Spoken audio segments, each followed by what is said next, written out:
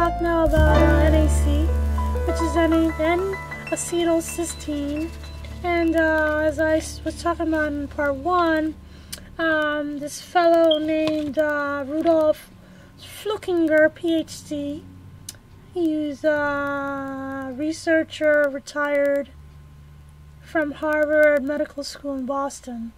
And he used on himself and on his wife, he used a combination of NAC plus PQQ, pyrroloquinone,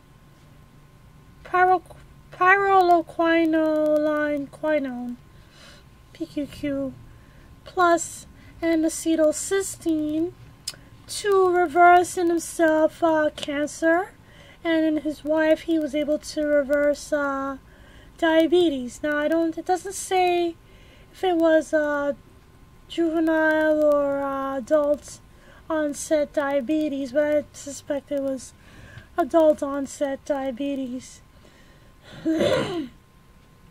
Anyway,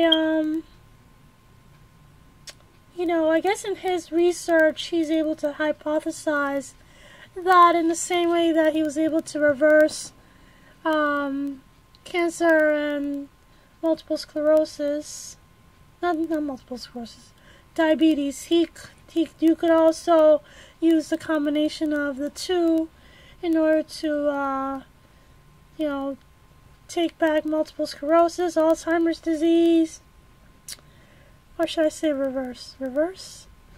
Parkinson's, macular degeneration, and amyotrophic lateral sclerosis. And also he mentions the severity and frequency of migraine attacks. That I think that he was having migraines because of his cancer. And anyway, so yeah, the combination of the two, he's saying that he believes would have a positive effect on kidney disease. You know, and this is an article in Nephrology, I want to say magazine. It's an open journal, it says, open journal. So anyway, he also, I think he patented this supplement that he wants to, that he designed called Novacule, which I guess it hasn't come out yet, but in the future it will. It's just basically a combination of the PQQ with the NAC. And anyway, my cousin sent me an article. She sent me this article, and she was all excited about PQQ, but after I was reading more about N-acetylcysteine, I actually became a little bit more excited about that. Mostly because, I mean, you know, PQQ, it helps with regeneration of mitochondria and all that good stuff, and that's pretty integral to the body. You know, it's down to the cellular level. But with N-acetylcysteine, it actually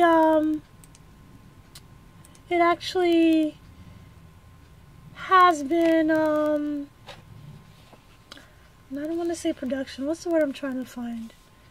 It's been in use since, you know, like for about 40 years for helping to relieve symptoms of cold and flu, cough, wheezing, and thick phlegm, particularly with people with cystic fibrosis, you know, because the mucus in their lungs becomes so thick that they actually can asphyxiate to death from their own overproduction of mucus in their body. So the N-acetylcysteine actually helps to thin the mucus production and all that good stuff. So I mean, it seems like it's I keep messing with this thing. It seems like it's particularly beneficial for lung functioning.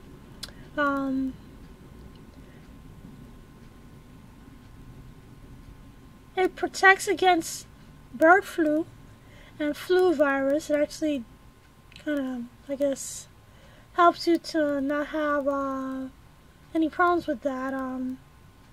It blocks cancer development at all levels, which is huge because, you know, a lot of times people don't discover that they have cancer until they're like pretty well advanced because of whatever reason.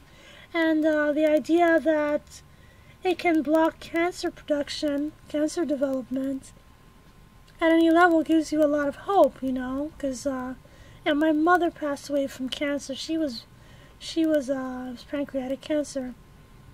She was at her last levels when we found out that she was sick. And you know, some cancers are they develop very slowly, or they develop in a very hidden fashion, like ovarian cancer and pancreatic cancer. You don't really realize that you're sick until you know, you're like, you know, almost at death's door. So like I said, I think that kind of gives us hope. NAC. It improves insulin sensitivity, so that goes back to the whole diabetes reversal. I think that's humongous. It shuts off signals in the body that cause inflammation, which is also huge because inflammation is basically the cause of everything that's wrong with you. You know, everything that's wrong with you is caused by inflammation, and everything that's wrong with you causes inflammation. So it's this back and forth thing, like which came first, the chicken or the egg kind of thing. So anyway, it kills Helicobacter pylori, which is a bacteria that can infiltrate into your digestive system and can cause ulcers in your stomach. And then therefore it can also subsequently cause cancer, stomach cancer, because of the inflammation that the bacteria is causing. So it actually blocks the bacteria, the H. pylori, and it also blocks the inflammation that it causes. So it's a double whammy thing. So, you know, that sounds like a winning combination to me. And it counteracts liver failure caused by acetaminophen, which is pretty prevalent in a lot of people. A lot of people actually don't even realize that they're killing their liver by taking too much Tylenol. Basically, acetaminophen is the #1 cause of liver failure in this country, because people take a lot of it. You know, there's a lot of people in a lot of chronic pain, and so they're taking the stuff daily, which is not really something that you should do. I think that it was recommended. I don't know if they recommended. I remember there was a commercial that was out, like, you know, a few years ago, and they would say, I think they're basically saying that, oh, it's safe to take Tylenol daily, you know, but it's really not. You know, you could take Tylenol one time, and it could just kill you, just like that, because for whatever reason, I'm not really exactly sure why, but you know, acetaminophen is actually just like any other NSAID, non-steroidal, I don't know what the SAID part stand for. But anyway, all of the NSAIDs basically cause liver damage, so you should never take them on a regular basis. You know, you shouldn't take it all the time. You should, you know, if you have a headache every once in a while, I would recommend that you just kind of lay down, maybe drink some chamomile tea or something. You know, do something else. Turmeric is good for headaches. Apparently N-Acetyl cysteine is good for migraines. So try that instead, you know what I'm saying? So, anyway, wait, I'm sorry, not N-Acetyl cysteine. The PQQ is actually good for the migraines. But the combination of the two is a very winning combination. So, let me see, I mentioned the avian flu. Oh, I know what I wanted to say. You know, people like us with chronic disease, and people that are elderly or the world. They're always, every year around this time in the fall, they ask us the question: would you like to get a free flu vaccine? Would you like to get a free pneumonia vaccine? And I always say no, thank you. And then they always want to argue with me, and they say, oh, you really should get that vaccine because, you know, it'll help to keep you from getting sick, Mrs. Christmas. And I'm like, no, thank you, because I'm not falling for the hoopla.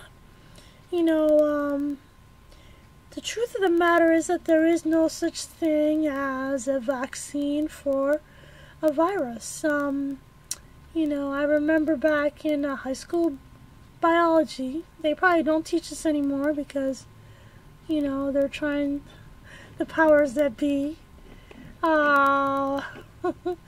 want to keep our young folks ignorant. And so anyway, when I was in high school, we learned in biology that each time a virus enters the body of a host, it requires, because it doesn't have its own chromosomes, it doesn't have any DNA of its own, so it has to borrow basically the DNA of its host in order to reproduce itself.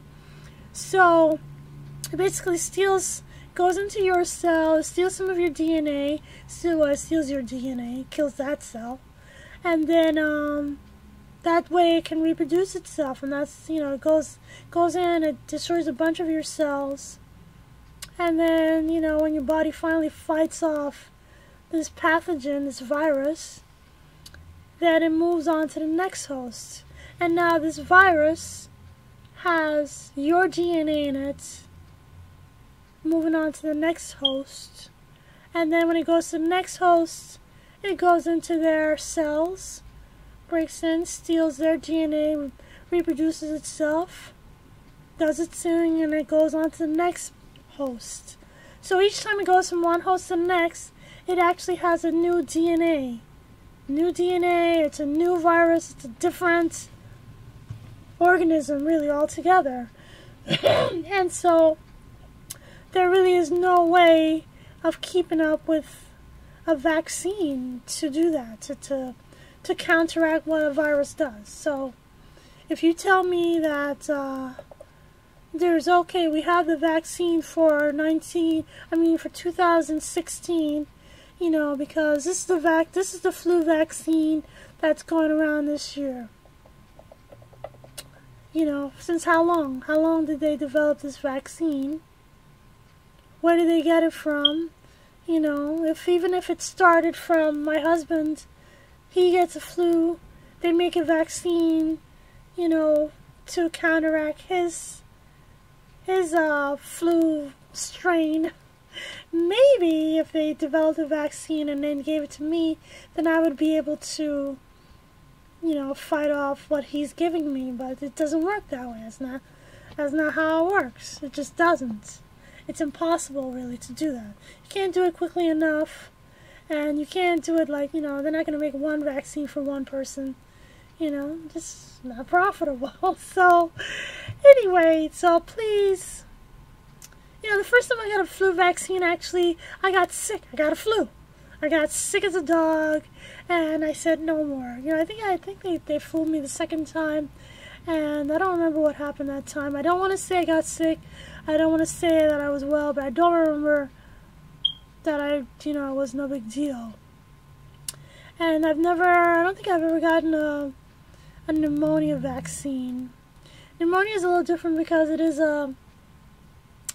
generally pneumonia is a bacterial infection, but it can be from different factors. It can be just a mechanical thing. Something got into your throat and it's into your lungs, you know, maybe you breathe in a bunch of talcum powder, let's say. A bunch of talcum powder you breathe in. It made you cough, and you're coughing, and then all of a sudden you have fluid in your lungs, which is what pneumonia is. It's not always caused by a bacterial infection. As a matter of fact, I got pneumonia. The first time I got pneumonia was from my husband. I was actually pregnant with my son, and my husband set off a roach bomb in our apartment because we were crazy with the roaches. And we left the house. We went to go see a movie, and we came back. And when we came back, the bombs were still kind of firing off. And so my husband came in the house. He opened up all the windows, and then I came in after him. But it still hadn't cleared the rooms. You know, it was still in the house, pretty thick, and I breathed it all in. And I was coughing all night, and before you knew it, that night I was in the hospital. So because that was a mechanical issue. So, you know, you're not always going to be protected by a vaccine for pneumonia. I don't know. I mean, I've never gotten it. Ever since I had kidney disease, I've never taken the vaccine. I prefer to do olive leaf. And I used to take grapefruit seed, and I used to take oregano oil. But I kind of became allergic to the grapefruit seed. And the oregano oil causes me a lot of gastric issues. I think I actually am allergic to it because it causes me a lot of coughing, actually. So anyway, so I take olive leaf now. That's what I take if I feel like something's coming on. I take that, and if I feel that I'm getting something that's really nasty like a flu, I take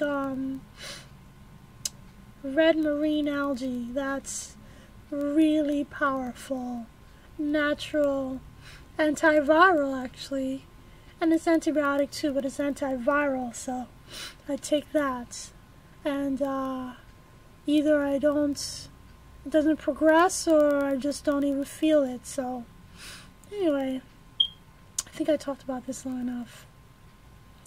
Be well.